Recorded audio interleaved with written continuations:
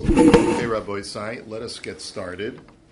We are on DAF Chaf Aleph Amid Aleph at the first set of two dots, which is the second wide line. The Mishnah had said, V'chayev al harosh, that if a person cuts off their payas, the corners of their head, so then they get malchus. And you get malchus twice because for each paya, for each corner of the head, you get malchus.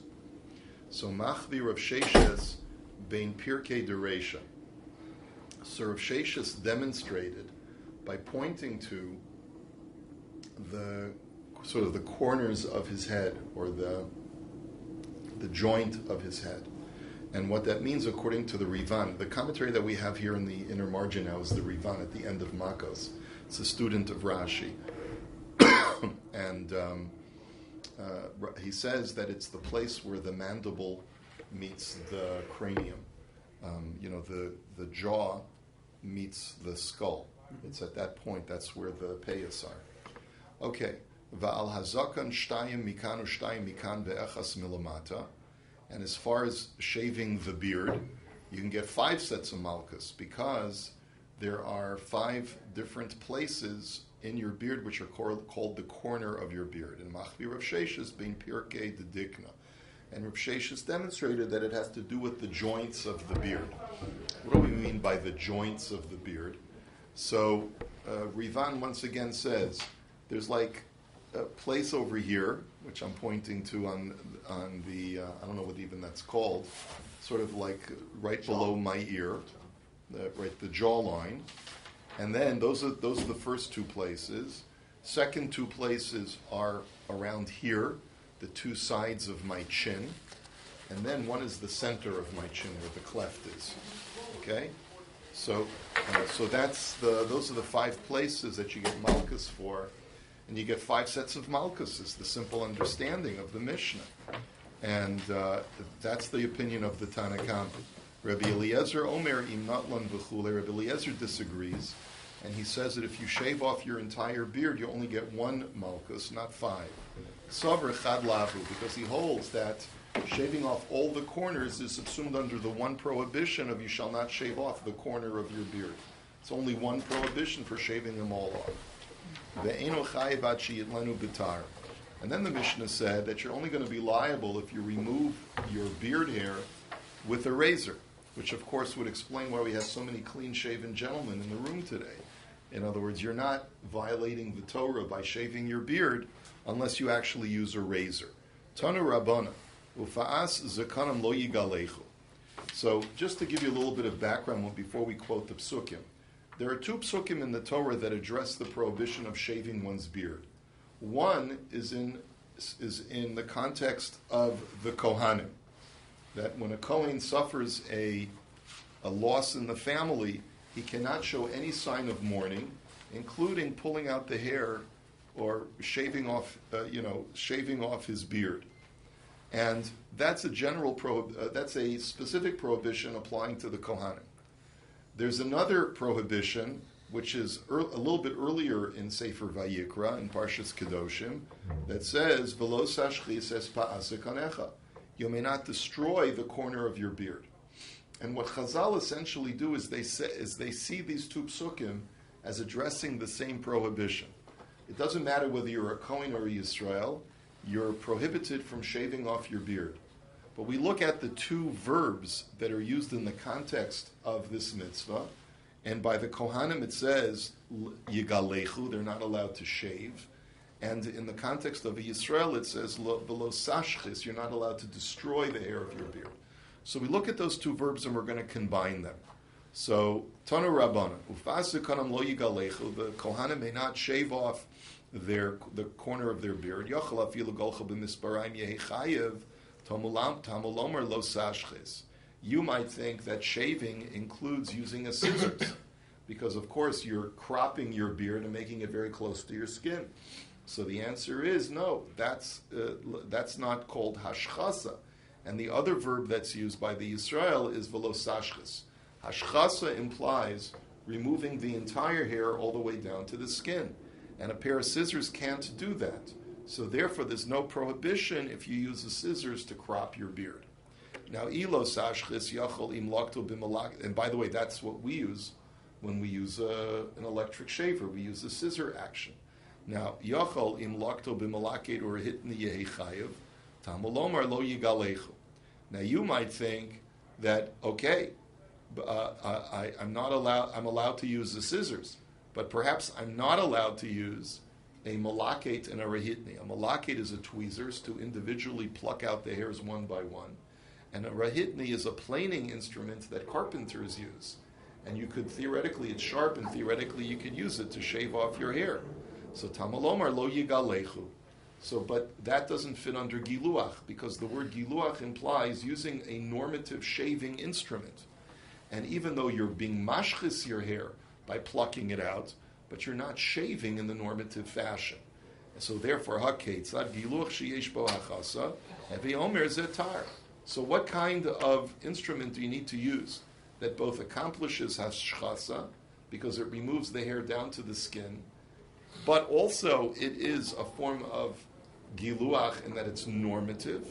The only kind of instrument is a razor blade. Okay, Rabbi Eliezer Omer, afilo lokto b'malaked or hitni chayev. But Rabbi Eliezer in the Mishnah argues, and he says that even if you use a tweezers or a planing instrument, you're still going to be liable. Why is that? So Monavshach, the Gemara says, I don't understand. I gomer gzeira shava li boi tar. I lo gomer gzeira shava misparayim nami lo. So make up your mind, Rabbi Eliezer. If you learn of the gzeira shava to connect giluach and hashchasa by those two psukim, so then the only thing that should be prohibited is a razor. And if you don't hold of the gzeira shava, so then not only should a malakid and a rahitni not be excluded from the prohibition, but a scissors should also not be excluded, and you should be liable if you use the scissors. So la'olam gomer gzeira shava k'sover haninami giluach avdi. So the Gemara's answer is he does hold of the gzeira shava. He holds that you have to have a giluach that is also a hashchasa. That has to be both.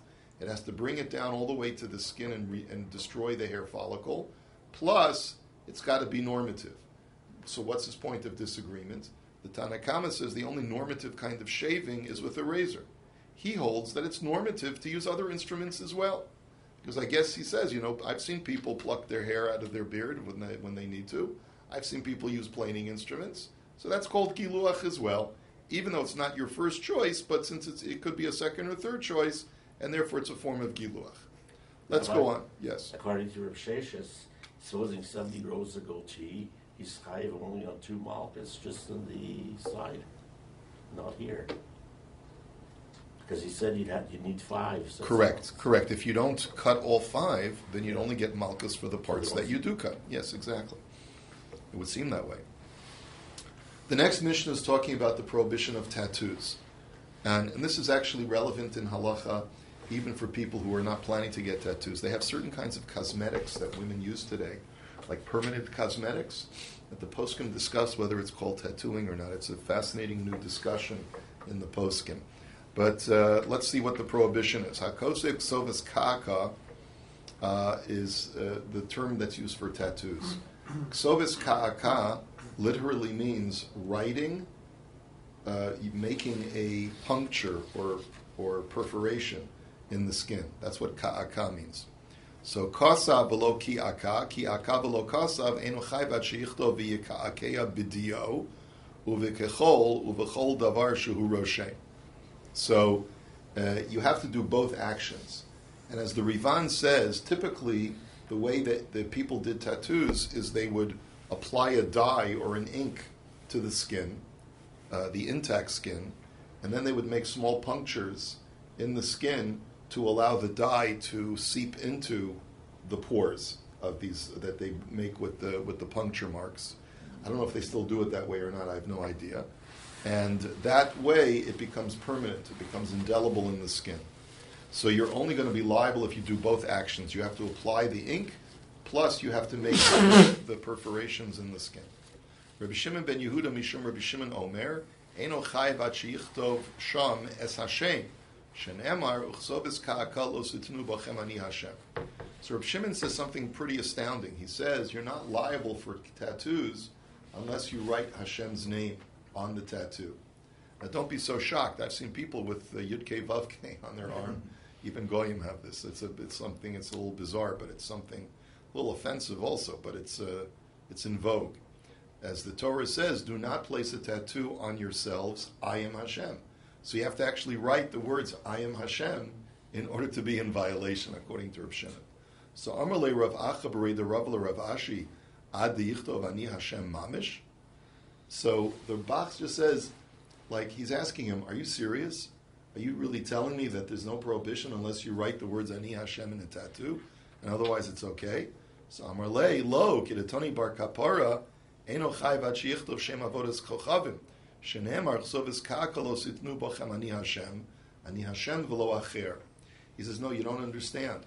What I'm saying is, according to Reb Shimon, that you're not liable unless you write the name of an avodah zarah on your skin. In other words, I hold, like, what's the whole reason why the Torah prohibits tattooing? It's not because of bodily mutilation. We mutilate our body all the time for beautification, for earrings and piercings and all these other things. The prohibition is because it's a form of idolatry. And so you're not going to be liable until you write the image or the name of an idolatry on your skin as a tattoo. And that's the way you read the pasuk, therefore, is, I am Hashem, only I am Hashem. You may not represent other gods on your skin other than me. So it's not that you have to write Hashem's name on your skin. That's, of course, ludicrous. Why would that be a special violation? But rather it's got to do with the fact that you're writing the name of an avodah zarah on your skin. It has to do with permanence. It does. Because if you do a avodah zarah that's not punctured, it would make no difference. Avodah zarah, no matter what. If you write the name of an avodah zarah on your skin, you're not in violation of a tattoo. It's not ksovis kaka. It has to be permanent. But according to Reb Shimon, this is the Reb Shimon Shita. The tattooing only gets you malchus if you write the name of an avodah zarah as a tattoo on your skin. If you write I love mom on your arm, you don't get malchus for that. The Rivan says you still usher according to Reb Shimon, but you don't get malchus for it. Okay? Amar of Malchia, Amar of Ada bar Ahava, Asalo la'adam sheyitain efer makol gabi makosum mipnei sheneris k'ksovis ka'aka. So Rav Malchia quotes Rav Ada with a big chiddush. He says that even if you wanted to place ash as a therapeutic salve on a wound, you would not be allowed to do that because it too much resembles making a tattoo, because you're taking something that's carbon, which is a dark color, applying it to open skin, and it could discolor the surrounding area, be like a tattoo, and therefore it's aser. So Amar Rav Nachman Berei de Ravika, Shput Shvachos Legumos Rav Malchio, Bloris Efer Maklo Gvina Rav Malchia. So Rav Nachman tells us the following principle. It's not a halachic principle, it's just that there are two Amoraim whose names are very similar to each other. One's name is Rav Malchio, the other one's name is Rav Malchia. This Gemara appears many times in Shas. We've seen it already many times. And if you want to remember which, and they're both attributed with saying just very few statements in Shas. Rav Malchio said 3 halachos, and Rav Malchia said 3 halachos. And if you just want to remember which one said what and not get confused, so here's how you remember it. Rav Malchio said shput, shvachos, and gumos, 3 halachos that are have nothing to do with each other, but they're all related to Rav Malchio's statement. The first one is shpud, which has to do with if you have a barbecue spit which is dirty because it's been used already, is it now muktzah, or are you allowed to move it into the corner? Rav Malchio says you can move it to the corner. Shvachos is in Maseches Ksuvos, and it has to do with the whole principle of no matter how many maids you provide for your wife, you can still coerce her to work because idle hands are the work of the devil. And gumos, it has to do with signs of physical puberty for the laws of miyun, that if a girl, a minor, is allowed to annul a marriage with a process called miyun. But how do you tell if she's a minor? She has to be checked to make sure that she has no pubic hair. What if she has pores that show that hair was previously growing, but there's no hair there now? So Rav Malchio says you have to be choshesh that maybe she's already reached puberty, but the hair fell out, and therefore she cannot do miyun. So those are Rav Malchio, and the following 3 halachas are from Rav Malchia. Efer Makla, Beloris, Efer Makla, and Gevina. Beloris is there's a prohibition of giving someone a haircut that imitates the sort of the ponytail that the Goyim have for Avodah Zarah. And that's called growing a Beloris. And Rav Malchia described how you avoid the problem of a Beloris by making sure that you don't cut anywhere near the ponytail that a guy has.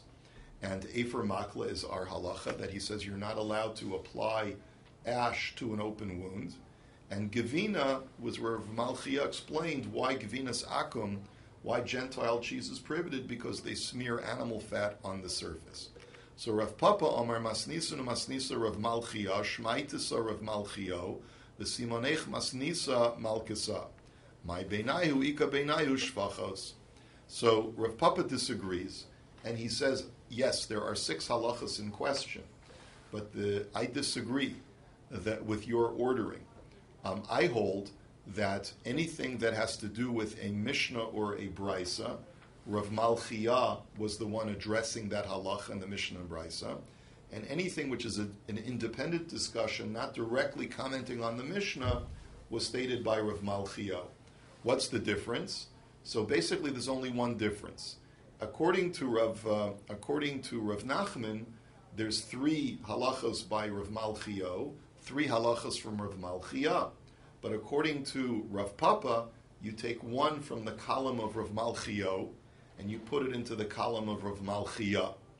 And that is the halacha of shvachas, because that is a commentary on the Mishnah, which talks about how much a wife has to work based on the number of maids that her husband provides her with.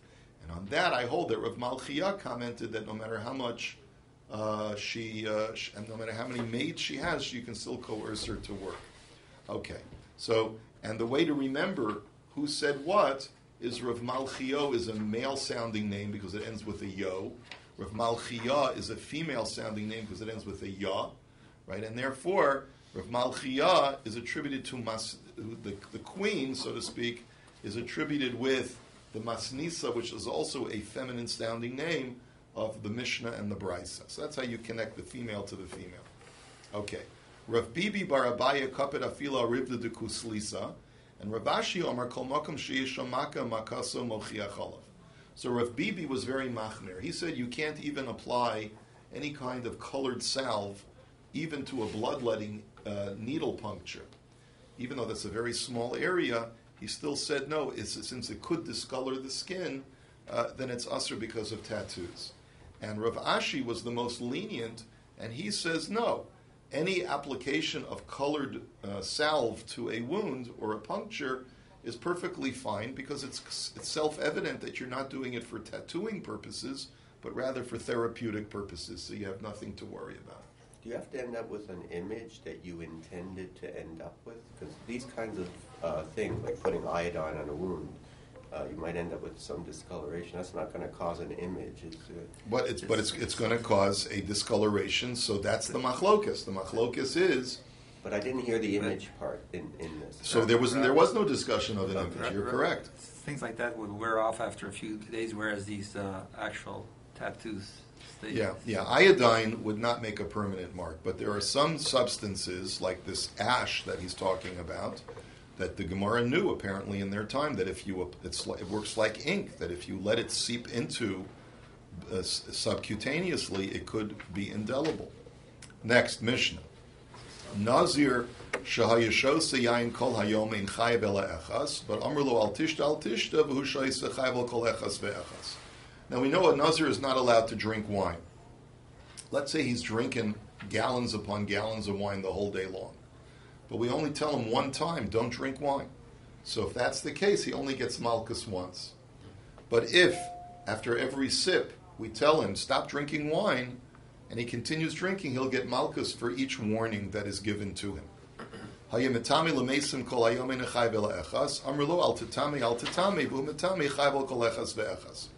Similarly, we know that he's not allowed to come in contact with the dead. If he's currently in contact with the dead and does so for the entire day, but we only tell him one time, don't do that, he'll only get malchus once. But if we tell him, don't be in contact with the dead, and he persists on holding the corpse's hand, every time we warn him, he's going to be subject to another malchus.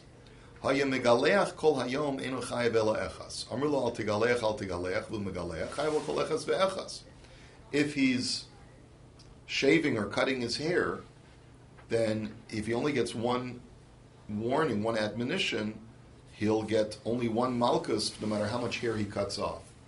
But if, let's say, after each hair he cuts off, we tell him, stop it, you're a nazir, you're not allowed to do that, and he continues, then for every warning that we gave him, he'll get a separate malchus. Hayalavush b'kilayim kol hayom enu chay v'la echas. Amru al tilbash v'hu poshet v'lo v'esh chay v'al kol echas ve'echas. Now here we're not talking about a nazir anymore. We're just talking about a regular Jew who is not allowed to wear shatnez. If we see him wearing a woolen linen jacket, and we tell him, hey, that's shatnez, you're not allowed to wear that. So if we only warn him once, and he persists in wearing it, he only gets malchus once. But let's say we warn him multiple times, and after each time he took off the jacket and put it back on. So here the Mishnah implies that you have to actually do an action. It's not just enough to be warned multiple times, but you have to actually do an action to put on shatnez in order to get multiple infractions. But if you take it off and put it on after every hasra that you get, you're going to be liable for multiple malchus. Yesh chorim tlem echad v'chayev alav mishum shmona lavin. A person can just plow one furrow of soil and be liable to get 8 sets of malchus. Now I want you to count it for me. Let's count it together. What are the 8 malchios a person could get? Number 1 is hachoresh b'shor v'chamor. If a person plows with an ox and a donkey together. So that's 1, right? That's what we call kilayim or shatnez, right? Vehein mukdashim. Each animal is sanctified. And the Rivan says that when we say sanctified, what we mean is each animal is a bechor, and therefore is really supposed to be used as a korban. In that situation, I'm not allowed to work with this animal. If I work with the animal, I'm over on a mitzvah lo saseh. And we'll see that in Mirz Hashem tomorrow. But what are we up to now? 3. 2 and 3 together. 2 and 3 together. Very good. Okay, you're on the ball. The kilayim b'kerem, and you're plowing over seeds that are for a forbidden mixture, a grape seed and a wheat seed. What are we up to? 4. Uvashvias, you're doing this during Shemitah year, so that's 5. V'yom tov, and you're doing it on Yom Tov. You're doing a malach on Yom Tov, that's 6. And the Kohen v'nazir b'veis hatumah, and the guy who's plowing is both a Kohen and a Nazir, and he's plowing in a cemetery or somewhere else where there's corpse material. So that's 7 and 8. So you've got 8 infractions. Okay. Chananya ben Chachinoi Omer Afalovesh Kilayim. This Tana says, hey, I can come up with more. What if the guy's wearing a shatnez jacket while he's plowing? So Amrulo Eino Hashem. So the rabbi said back to him, come on, that's not part of the plowing process. So Amar Lahem Afanazir Lo Hava Hashem, Lohu Hashem. So he said back to them, well, by that argument, then Nazir is not a fair item to add to the list, because that's not part of the plowing process. It's part of who he is. It's got nothing to do with his plowing. So you can't have it both ways. If you can add Nazir and Kohen to the list, then you should be able to add a guy who's wearing a shatnez jacket to the list also. Okay, we'll see if there's a back and forth any further. The Gemara now says, the Bach here changes the gears, so we'll read the gears as it appears in the Bach. Amar of Bibi, Amar of Yosi, lo poshet velovesh mamash, ela afilu machnis umotzi besyad umkali shalo. So Rav Bibi says it's not necessary to take off the shatnez jacket and put it back on in order to get a new malchus, even if you just pull out your sleeve, your hand from the sleeve, and put it back in. But the rest of the jacket is still on, that's enough for it to be called putting on shatnez. And you'll get a new infraction for each time you pull out your sleeve and put it back on. So Machli Ravacha Bereder Rav Ika Iului Va'afuke. And it seems from the Rivan, who just gives a very terse commentary here, that Rav Acha is disagreeing with Rav Bibi. And he's saying that no, you mamish have to take it off and put it back on. You gotta take, and he showed, he took off the whole cloak and put it back on to demonstrate that that's how you become chayiv. And not enough just to pull out your arm and put from the sleeve. But Rav Ashi Omer, afilu lo shaha ela kedei l'shot v'lilbosh chai. Rav Ashi here is the most machmir. And he says that no, you don't take it off at all and put it back on. Even if someone gives you hasra and they say, stop wearing shatnez, and you allow the garment to remain upon you for the time that it takes to take it off and put it on, then you've accomplished a new infraction. And according to Rav Ashi, you don't have to do anything proactive. The very fact that you're wearing it knowingly and maliciously going against the Torah makes you liable for another set of malchus. Yesh chorim. When you get malchus for wearing shatnez, is it a kapara? For doing it? Why are you asking specifically on shatnez? In general, when a person gets malchus, what is the function of malchus? It's retribution. So it's supposed to expiate. It's supposed to provide a kapara. That's all onshim is supposed to provide a kapara. Yeah. But it has to be take a look in the Rambam in Hilchas Tshuva. He talks about how tshuva plays a role in providing kapara for a person who's supposed to get punished. He says that it's only mechaper if a person is penitent. If a person's not penitent, it's not mechaper. Are you getting more than one sort of malchus? Are we doing it together or are we doing it separately? Because otherwise, if you're doing it together, then there'll be more than 39.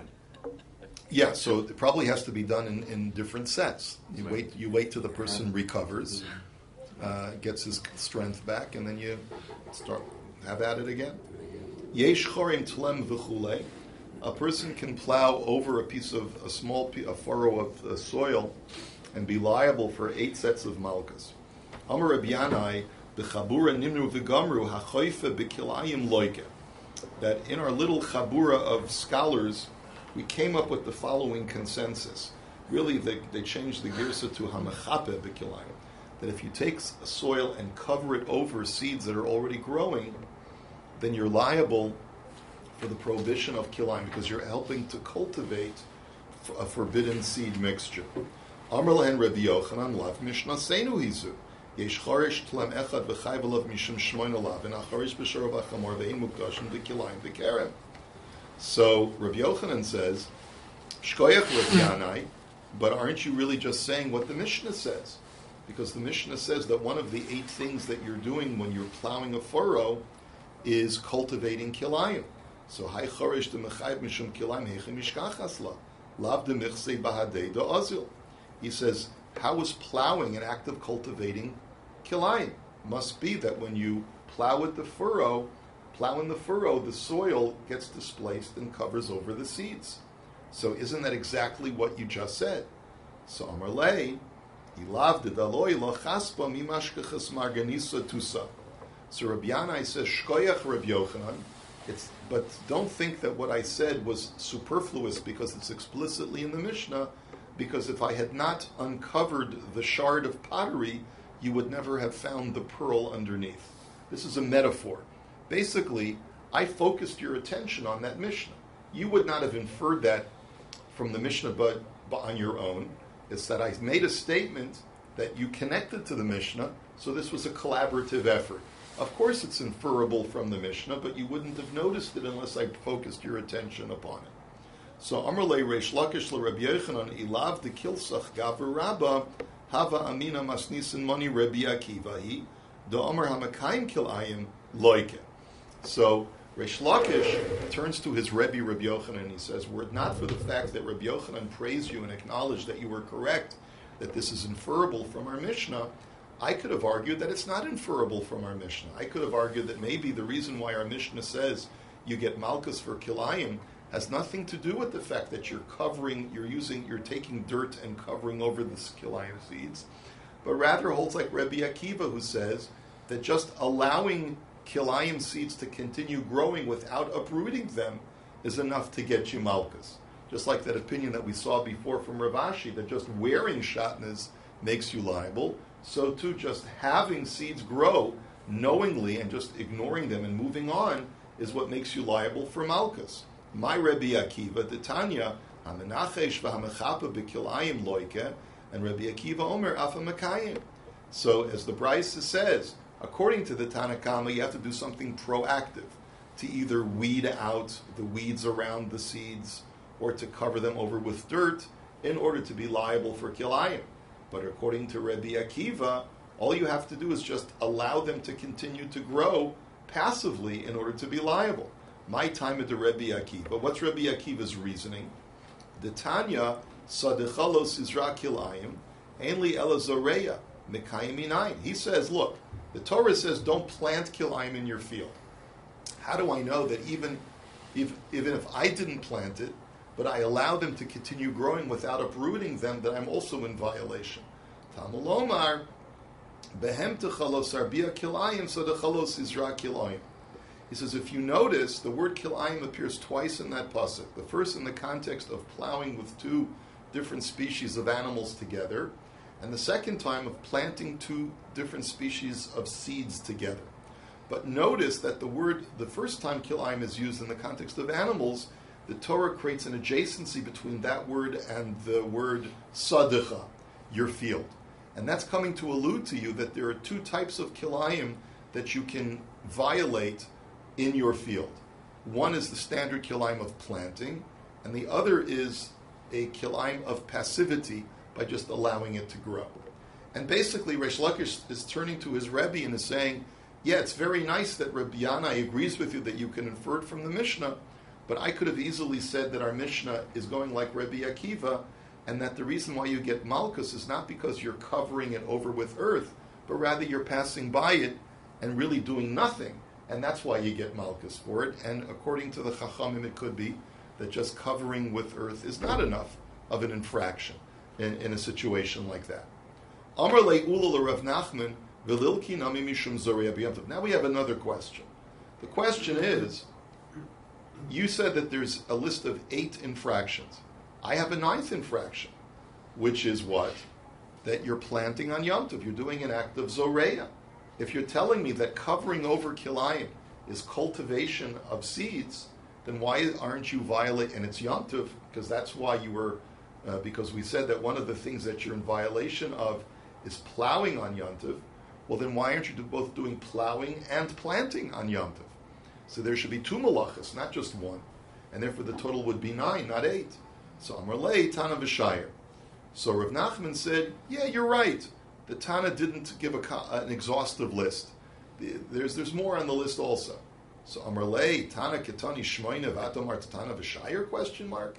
He says, how can you say that? The Tana says specifically there's 8 infractions.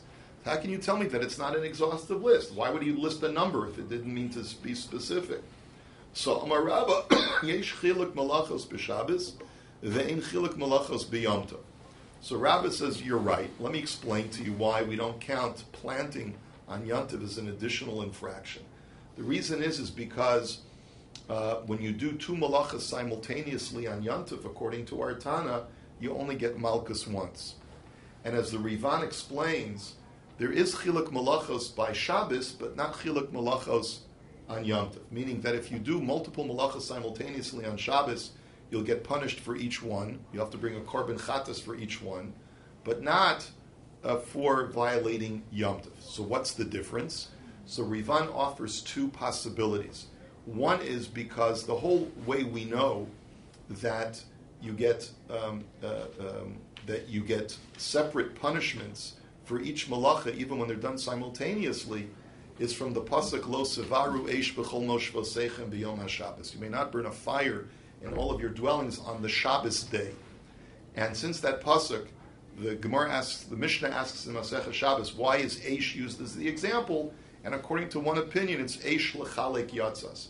It's to tell you that if you do multiple malachos, behelam echad, in one fell swoop, so you're going to be liable for each separate malacha that you do. But since that pasuk is only referring to Shabbos and it's not referring to Yom Tov, that does not apply to Yom Tov. Another reason, says the Rivan, is that when it comes to a malacha of Shabbos, since the penalty is so severe, you have to bring a korban chatas if it's done b'shogeg, so then for each malacha that you do simultaneously, you're liable. But for an Isser Lav like Yom Tov, the Torah, we never find in the Torah that you're punishable for each and every infraction if it's done simultaneously. And that's the reason why over here, by Yom Tov, we're only counting 1 infraction of Yom Tov, because you've done more than 1 malacha simultaneously, but you only get malchus once. So Amar Lei Adatehei. So he said back to him, when Rabbi offered this answer, so Ula was very pleased, and he said Adatehei. which the Bach says, Ada means like emes. Ah, wow, this is great. This is fantastic. Like he was endorsing his explanation. So Esvei Abaye ben Chilik Malachos B'Yom Tov. So Abaye challenges, he says, you mean to tell me that there's no multiple violations if you do them all at the same time on Yontif? V'hatnan, look at the V'hatanya rather, look at the following brisa. Hamavashal gid hanasha b'chalav b'Yom Tov v'achalo lo kechamesh. A person cooks a gid hanasha, which is this week's parsha, right? Parshas Vayishlach. He cooks it in milk, and he does it on Yontif, and he eats it. He's going to get malchus 5 times. So why? Loka mishum ochel gid. Number 1, you ate the gid hanasha, the sciatic nerve. Torah explicitly prohibits that. Loka mishum avashal b'yom tov. You get malchus because you're cooking on Yontif, b'shalol tzorech, for a non-food need.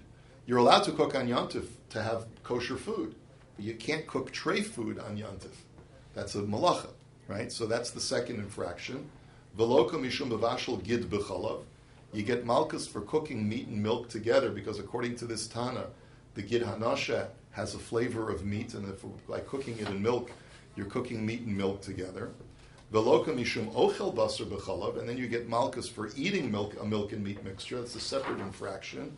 And finally, number 5 is veloka mishum havar, and you get malchus for burning on Yontif. Now, you're allowed to make a fire on Yontif in order to cook, but if you're not allowed to cook because it's not called cooking because it's tray food, then the burning that you're doing is also a malach. Now, the im isa mishum havara lo lichayev dahichayev le mishum bishula. Now, according to what you just said, that if you're doing multiple malachas on Yontif simultaneously, then you shouldn't get malchus 5 times for cooking and burning fire. You should only get malchus once, according to your argument. So why does the brisa list them separately? So apik havara va'al gid hanasha shel nevela. So Rabbi says, you know what? You have to change the gears in the brisa. You're not getting that 5th malchus because of burning a fire on Yontif. You're right. You can't get that 2nd malchus because it's all done simultaneously with cooking. So rather, the 5th malchus is for something totally different. For eating a piece of nevela, because the gid hanasha that we're talking about was not to extract it from a slaughtered animal, but for rather from an animal that died of natural causes. And if you eat nevela, you get another malchus. But wait a minute. V'hatani Reb Chia lo kishtam al achilasa v'shalosh al bishulo v'iisa shalosh al achilasa hu chayev. But 1 second, that's not possible because Rabbi Chia's brisa states that of those 5 malchios that you get, 2 of them are for eating, and 3 of them are for the act of cooking. And according to what you're saying, that it's not that the 5th malchus that you're getting is for eating nevela, so then there are 3 malchios for eating and 2 malchios for cooking, not like Reb Chia's brisa, because the 3 now forbidden eating actions are eating a gid hanasha, eating basar b'chalav, and eating nevela. So Rabbi Chia's brisa is out of whack according to your changing of the girsa. Ela apik havara va'ayel atzei ashera. So the Gemara says, okay, you're right. I got to modify that. The 5th malchus is not because of eating nevela, but rather it's because the wood that you used was from avodah zarah. And and there's a negative commandment, a mitzvah, a losase, of not utilizing avodah zarah for personal use from that pasuk, and therefore you may not attach yourself at all to anything that is forbidden for avodah zarah, and therefore if you do that, you're going to get malchus for it. So Amalei Ravacha Berei the Ravashi Vilulkinami Mishum Losavi Soeva El Beisecha. If you're talking about avodah zarah wood, then there should be a 6th malchus, because there are 2 malchios that you get for using avodah zarah for personal use. Number 1 from V'lo Yidbak Biyadcha Me'uma Min Acherim, but I have another pasuk of do not bring an abomination into your house, referring to avodah zarah. So that answer is not going to work either, because instead of 5 malchios, it should be 6 malchios. So Elahacha b'mayaskinan kigon shabishlo ba'atzei hektish. You're right. We're not talking about using avodah zarah wood. We're talking about using hektish wood. The wood was hektish. You used it for personal use, so you've done an act of me'ilah.